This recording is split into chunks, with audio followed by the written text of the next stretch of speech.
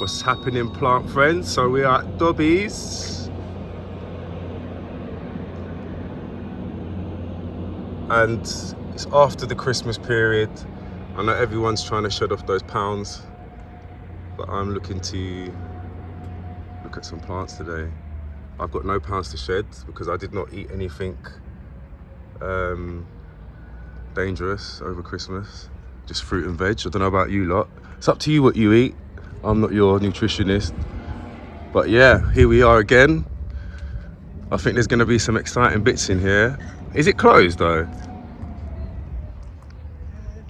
If this is closed, this is going to be funny. Oh no, there's people coming out. Oh, yeah. It's not big scene.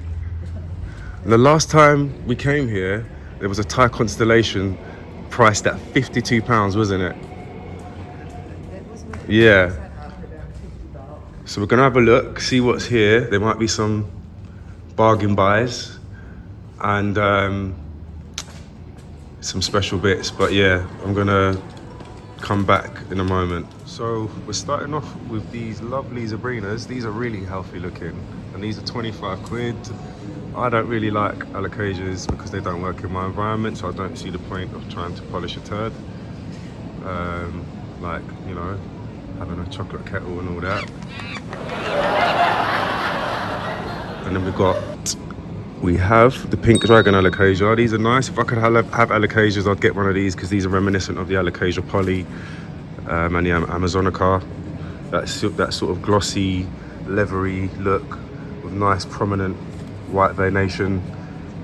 The veination actually looks like it's got a slight pink hue to it, actually. Almost violet hue in the veins. Really nice. But yeah, very finicky genus, not for me. We've got some bonsais here. If you're into your bonsais, these look really good and nicely priced, quite healthy. Look like they're in the right soil mix. No, that's wrong. That's wrong. Right, so here's the advice. They're saying that they like a bright spot. Bonsais do not like really bright spots. We learnt recently. They go sticky apparently. And they make other plants around them become sticky. So if you've experienced this with your bonsais, you need to move it to a different location within your room. And they like the cold. Yeah, they prefer a colder setting as opposed to a warm setting, which most of the rainforest plants like. Because I think bonsais we're imagining grow at a high altitude, somewhere mountainous. I haven't looked into the habitat in depth, but that's just a rough synopsis.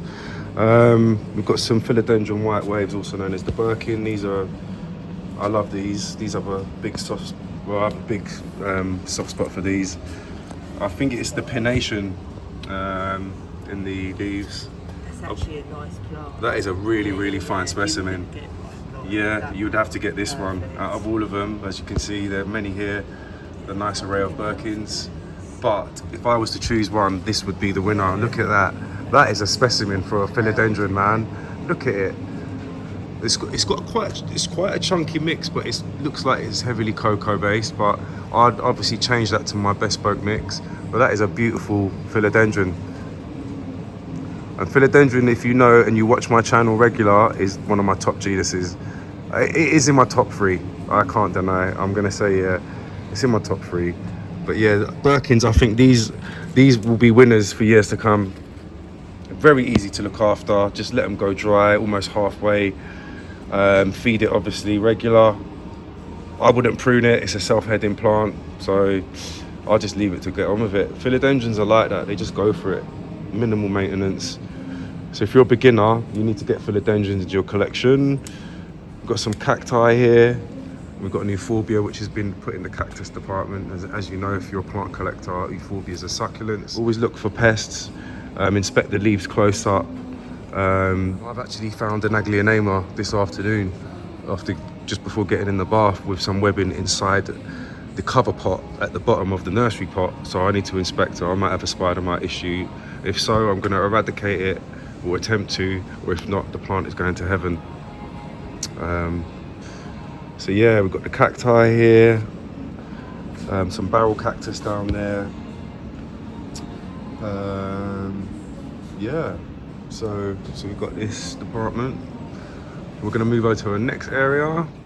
This section here, there's 2 sections full of monsteras, and I've been saying, and you can see this in my book. Wait, hold on a minute. Excuse my French. Right, we'll come to that in a moment. So right, there is one section here of monsteras. These look really good.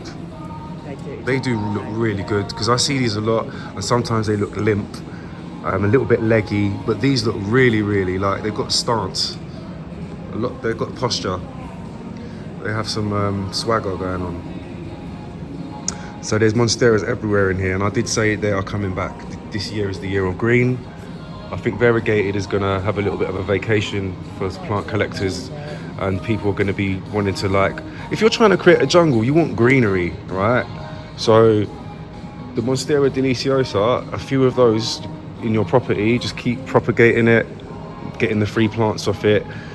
You know, you can fill up one room with 4 monsteras, or 2 even, and that's a jungle feel. Even just 1. But I've got 4. Have I got 4 in my room now? No, 3. Yeah, I have 3 monsteras, but I reckon by the end of the year that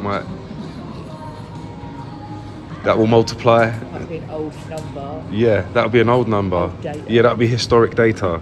Yeah, and just behind the monsteras, we've got the Rhaphidophora tetrasperma, which is on my wish list 1 video. If you guys have seen that, if you haven't, I'll put a link to it with a little card on the top right hand corner. It'll pop up hopefully in a moment. But yeah, these are on my wish list, and they've actually labelled it as a philodendron. How have they called that a philodendron? Wait a minute. Is it a philodendron though? Maybe it is. Guys, is this a Rhaphidophora tetrasperma or a philodendron? What? Let me look underneath. I'm not sure. Is that? Nah. Guys, someone tell me if this is. I don't think that is a philodendron. It's saying philodendron. Oh no, Ictus is the company. That is not a philodendron. Yeah, that is a philodendron, but it's got they have a philodendron card inside them. Look, guys, like if you know your plants, like I've been looking at Rhaphidophora tetrasperma quite a lot recently. I've studied the leaf shape. That is Rhaphidophora. But I think these nurseries get it wrong, and these farmers sometimes. It does happen. I see it a lot in plant videos when people go to garden centres. That's a philodendron silver sword, I think. It just says philodendron, but that is a silver sword. Yeah, it's a silver sword. That's a nice philodendron. It's got some crest or something going in it. So we've got some philodendron silver swords. That looks like a red Congo, maybe. Oh, that might be a black cardinal. Is it? Or imperial? Yeah, I think you're right. That might be the imperial red, yeah. So no, this looks like the black cardinal. It does, it's similar. It's got to be related, hasn't it? If you like black cardinals, then that is a wicked plant. I think this is going on the wish list. I like that. I'll put that straight on a plank. But yeah, I'm really puzzled about this. If anyone can let us know in comments what they think this genus is, I am adamant this is a Rhaphidophora tetrasperma. But they're £30. Rhaphidophorus ain't that expensive now. Look at the size of the Calathea leaves on this. Macchiana or something? The medallion, that's it. Calathea medallion. And there's a nice big albifolia Calathea behind. Some Calatheas are alright in my environment. Like the rattlesnake is doing okay, and the Calathea network. But the medallion didn't do well at mine. Didn't do well at yours either. We were 3 of us and your mum.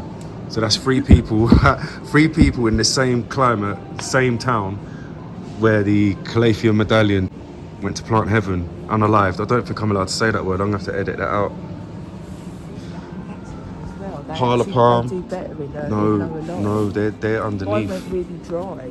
So they're saying bright spot. Maybe they're saying bright indirect, but no, low light is better. But yeah. They go a little bit dry. So we've got some parlour palms here. This looks like a cast iron plant, if I'm right. Yeah, Aspidistra. Yeah, that's the cast iron plant. These are a favourite in collectors' archives. Yeah, I have often thought, do I want that? I think I might get that, you know, eventually. Yeah. It's got big, wide, nice, thick leaves. Yeah, they're nice. Go nice with your bop. With the bop, yeah, the bird of paradise. Yeah, do you know what? It's got BOP vibes. It has. Is that Ficus lyrata? Yeah. I've never been into these. The last time we came Dobbies, we saw these. They don't really do it for me, but when they do mature and grow out, they do actually look quite impressively stunning. We've got a crocodile fern here. That is on my wish list. Yeah, that's on my vine. Yeah, I definitely want that in the collection eventually. There's no other fern with that texture that I know of. These are quite easy to grow. Oh yeah, we've got our nerve plants here. We've got some Tradescantia. These are wicked. This Epipremnant Enjoy, but the condition of these aren't that great. And I did see a fungus gnat on another one that I picked up earlier. But it is a nice plant, but I think this one looks a little bit spent, unfortunately.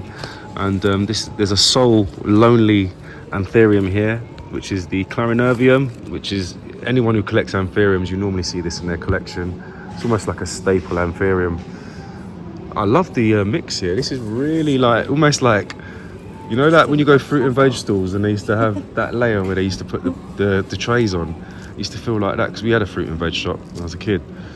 Yeah, I remember this stuff. It's the same stuff. I think it's from Coco. Oh, is that the Ficus Shiverana Moonshine? Yes, it is. This is a lovely plant as well. If you like your rubber trees, yeah. I don't know how you pronounce that. It look Shiveriana, that's it. But it's also known as the Ficus Moonshine. I did have this on the wish list, and I had this in a shopping cart, I think on plants.com, but I didn't end up buying it because I think it started to become cold and I was a bit worried about shipping during this time of the year. But that's on the wish list. Got some Peperomia here, a Naglianema Silver Bay, which I do have, and this is the plant that I've got at home that I found spider mite webbing, which looks like webbing just on the bottom of the nursery pot. I could see this afternoon, so I'm gonna have to have an inspection later this evening with a torch and maybe do some macro lens zooming in.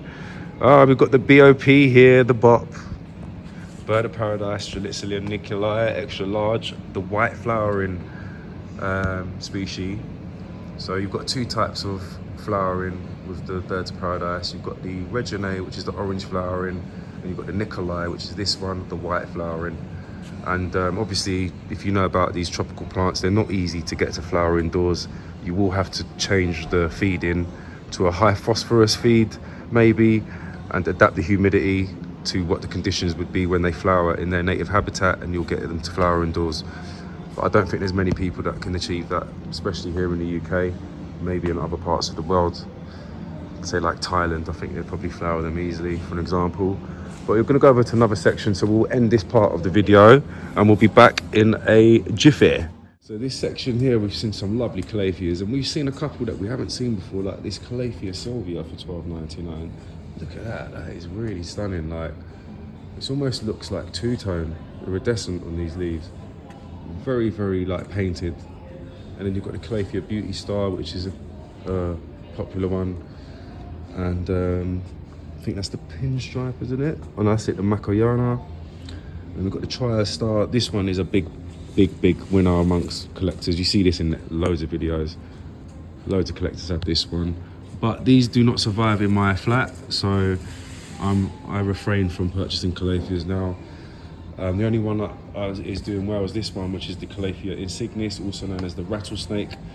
And this one does well in my flat, and I don't know why. I'll have to really I'm going to work out why. It's a little mission of mine. Like I said, there's only two Calatheas so far that have survived, which is the Mosaica network and the insignis.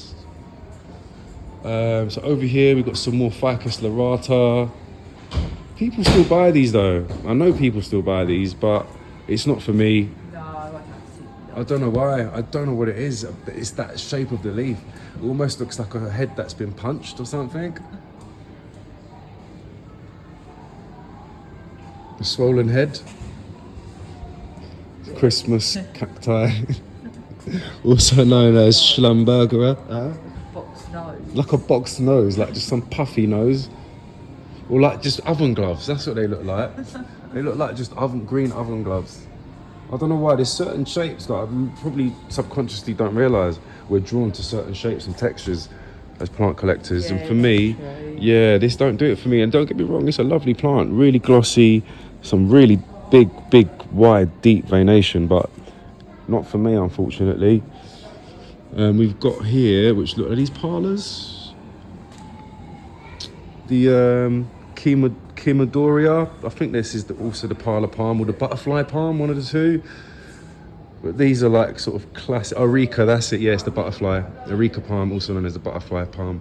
We've got some nice ferns here. Yep, we've got the bird's nest. Lovely. And that one looks like the rabbit's foot fern. Or this might be maybe a rabbit's foot fern, I'm not sure. Yeah. Lovely. These look really healthy. Look, you can see lots of new growth. That's what you want. You see lots of new shoots like that. I would go for that one. Yeah, some nice ferns here. So yeah, they look nice to see the little spaces once you get everything like to the full size. Yeah, exactly. Which one is this? If anyone knows what fern this is, I'll have to Google lens it, but I've not seen this one before. It's got like a silvery, sort of blue silvery. I like that. It just almost feels like Spacey. yeah. That's a nice fern. Beautiful. It's like, yeah, unusual. Almost like ripply, fingery, dangly, soft, fuzzy. That's a nice fern. If anyone knows what that is, I can't Google lens while I'm recording. I'm on the old iPhone at the same time. We've got some more, Scandens Brazils, $8.99. This is a big favourite amongst hanging basket looks. Oh, look at this one. I'd go for this one. Yeah. Oh my God, look at the colouring in that.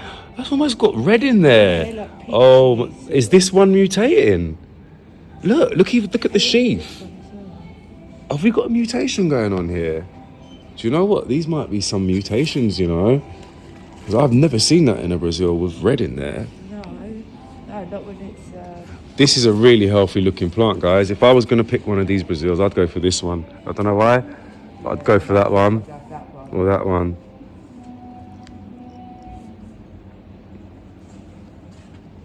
Nice.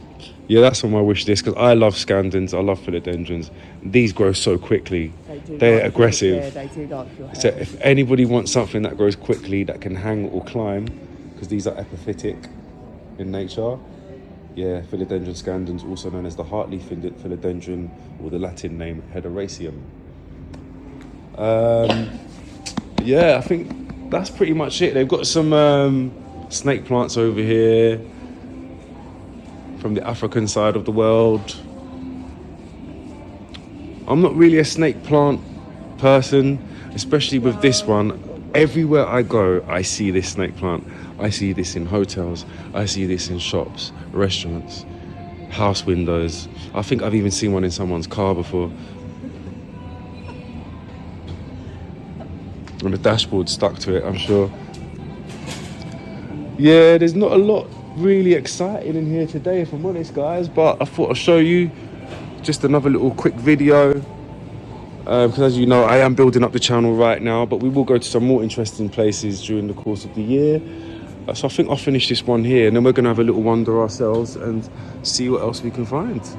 So thanks for watching. All the usuals, hit the like, the subscribe button, and I've got some exciting videos coming up that I will be doing from home, and one of them is going to be to do with which is going to be interesting.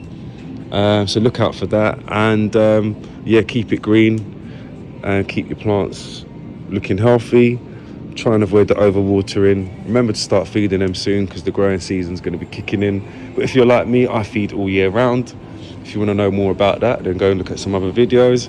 But yeah, peace out, goodbye, M is gone.